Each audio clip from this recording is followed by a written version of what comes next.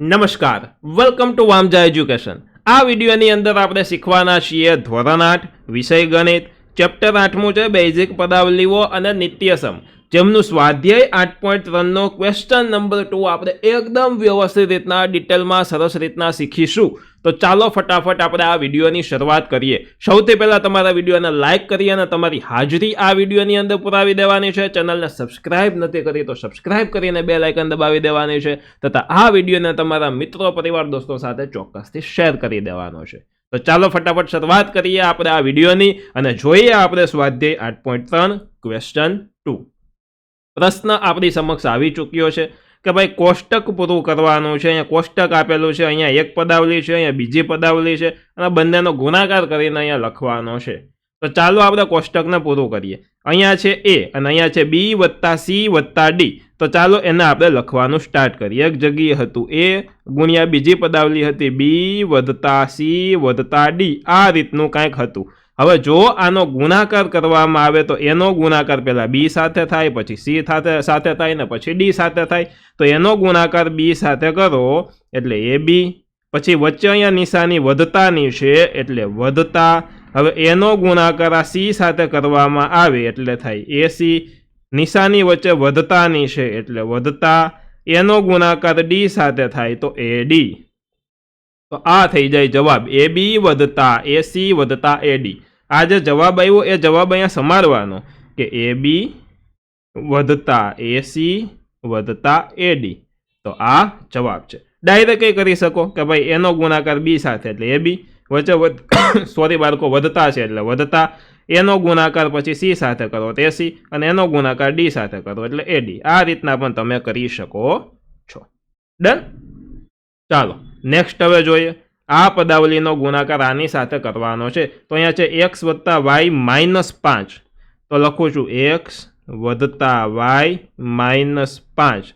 હવે આનો ગુણાકાર આપણે કરવાનો થાય છે 5xy સાથે કરવાનો છે એટલે હું અહીંયા લખું છું 5xy। ચાલો સૌથી પહેલા આનો ગુણાકાર આની સાથે કરું તો 5 આંકડો એમને। હવે x ગુણ્યા x, બે વખત x છે એટલે x વર્ગ અને આ y છે એટલે y, એટલે 5x વર્ગ y। હવે અહીંયા વધતાની નિશાની છે એટલે નિશાની આવશે વધતાની।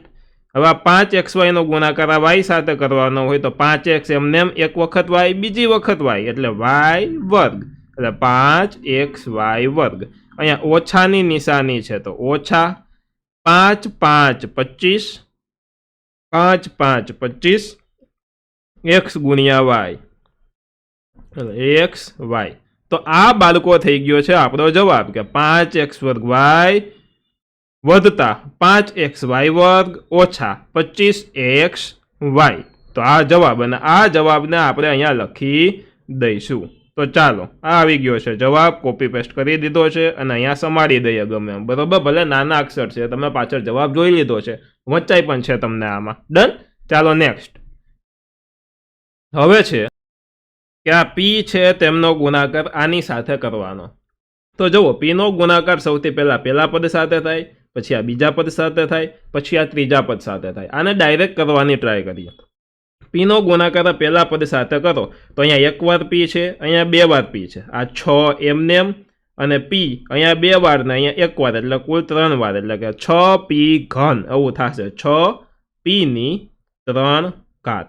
હવે અહીંયા વચ્ચે ઓછાની નિશાની છે એટલે ઓછા મૂકું, પછી આંકડામાં 7 છે, આ જે અચળ પદ 7 છે એટલે મેં 7 લખ્યો। હવે આ એક વાર p, આ બીજી વાર p એટલે કુલ બે વાર p છે એટલે p નો વર્ગ। હવે વધતા છે આ એટલે મેં વધતાની નિશાની મૂકી, 5 ગુણ્યા p કરો તો થઈ જાય 5p છે। સહેલું ડાયરેક્ટ થાય એવું છે। ચાલો નેક્સ્ટ જોવો જોઈએ। આનો ગુણાકાર આની સાથે કરવાનો તો સૌથી પહેલા આનો ગુણાકાર પહેલા પદ સાથે, પછી આનો ગુણાકાર બીજા પદ સાથે, આનો ગુણાકાર આપણે આની સાથે કરશું તો જો આ 4 એમને, અહીંયા બે વાર p, અહીંયા બે વાર p એટલે કુલ 4 વાર p થયા એટલે p ની 4 ઘાત, અને અહીંયા બે વાર q છે એટલે q નો વર્ગ, વચ્ચે માઇનસ નિશાની છે તો માઇનસ એટલું લખી નાખું છું, 4p ની 4 ઘાત q નો વર્ગ માઇનસ 4। હવે 4 કેવી રીતના આવ્યો, આ 4 છે 4, હવે આ p વર્ગ છે, p વર્ગ લખી નાખું, ચાલો p વર્ગ, અને અહીંયા ક્યુ વર્ગ અને આ ક્યુ વર્ગ એટલે કુલ ક્યુની 4 ઘાત થાય એટલે ક્યુની 4 ઘાત. તો આ થઈ ગયો છે આ દાખલાનો જવાબ. આ દાખલાનો એટલે આમનો જવાબ. ચાલો નેક્સ્ટ a વત્તા b વત્તા c નો ગુણાકાર abc સાથે કરવાનો છે. તો abc સૌથી પહેલા a ને ગુણે, પછી b ને ગુણે અને પછી c ને ગુણે. તો abc સૌથી પહેલા a ને ગુણશે તો a 2 વખત થશે એટલે a વર્ગ અને આ bc એક વાર રહેશે એટલે bc. a વર્ગ bc વચ્ચે વધતા છે તો વધતા. આ abc નો ગુણાકાર b સાથે કરો એટલે a b વર્ગ c વધતા abc નો ગુણાકાર c સાથે કરો એટલે c નો વર્ગ થઈ જશે a b c વર્ગ. તો આ થઈ ગયો આનો જવાબ. જો આમાં તમને દેખાતું ન હોય તો થોડુંક આને હું નાનું કરી દઉં જેથી કરીને તમને સરસ રીતે વિઝિબલ થઈ જાય. ડન. ચાલો હવે આઈ થિંક વિઝિબલ થઈ ગયું હશે. તો આ થઈ ગયો છે આમનો જવાબ. આની સાથે સાથે આપણું આ કોષ્ટક થઈ જાય છે પૂરું. આશા રાખું છું કે આખું કોષ્ટક તમને વ્યવસ્થિત સમજાઈ ગયું છે. તમારે બધાએ પ્લે સ્ટોરમાંથી વામજા એજ્યુકેશન એપ્લિકેશન ડાઉનલોડ કરવાની છે, જેમાં લોગિન કરવાનું છે. અહીંયા સૌથી પહેલાં તમારે તમારું ધોરણ સિલેક્ટ કરવાનું છે અને અહીંયા ફ્રી કોર્સિસ નામના ઓપ્શનમાં જશો એટલે તમે બધા જ વિડીયોને લાઇનસર શોધી શકશો. આ કોર્સિસ નામના ઓપ્શનમાંથી તમે તમારા ધોરણનો કોર્સ પરચેસ કરી શકશો અને આ લિંક નામના ઓપ્શનમાંથી તમારા ધોરણના વોટ્સએપ ગ્રુપમાં તમે ચોક્કસથી જોઈન થઈ શકો છો. તો આ વિડીયોમાં આટલું જ રાખીએ છીએ. જો સમજાઈ ગયું હોય તો good video, nice video, best video લખીને તમે મને જણાવી શકો છો. બરોબર. અને વિડીયોમાં મજા આવી છે તો ચેનલને સબસ્ક્રાઇબ કરો, બેલ આઇકન દબાવો, તમારા મિત્રો સાથે શેર કરો, લાઇક ચોક્કસથી કરી દો. મળીએ છીએ નેક્સ્ટ વિડીયો સાથે. ત્યાં સુધી ધન્યવાદ.